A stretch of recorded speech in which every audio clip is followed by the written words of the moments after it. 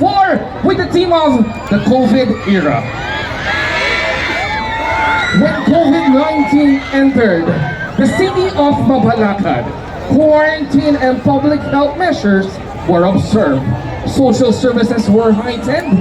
Under the governance of Mayor Crisostomo Garbo, Mabalaqueños were able to surpass many hardships caused by the pandemic. In the city of Mabalacat, the vaccination campaign has been impressive. For the record, the city had vaccinated more than 100% of the population, which means even outsiders were able to avail the free vaccination of the city government. Everyone, again, I present to you Contingent's group number 4 with the tip of the pandemic or COVID era.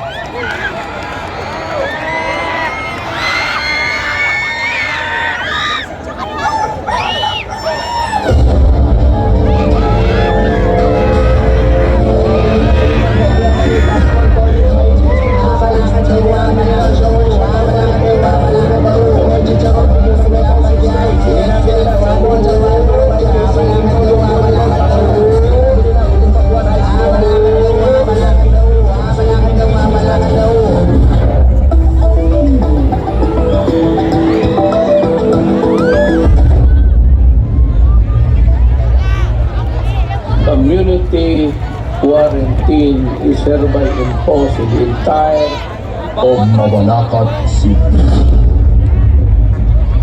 The year 2020 is the year when we felt the world somehow falling. Ever since raised for the complete distress, when the World Health Organization declared the pandemic alert due to the emergence of the new virus. The novel human coronavirus disease, or COVID-19, has become the 5th documented pandemic since the 1918 flu pandemic. COVID-19 was first reported in Wuhan, China, and gradually affecting other parts of the world. As of this year, 2022, there are 386 million confirmed cases worldwide, 5.7 million deaths since the pandemic was declared. SARS-CoV-2, the virus that causes COVID-19, changes over time.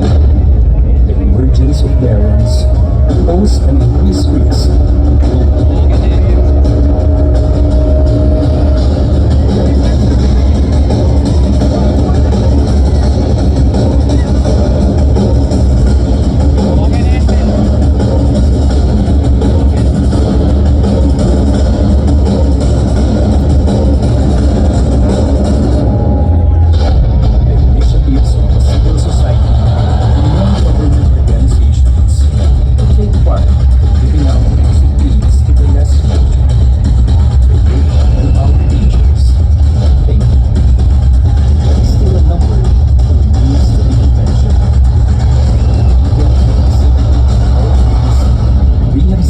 Commendable efforts to help and serve the people who are in dire need of basic commodities due to diminishing access to resources brought by the lockdown.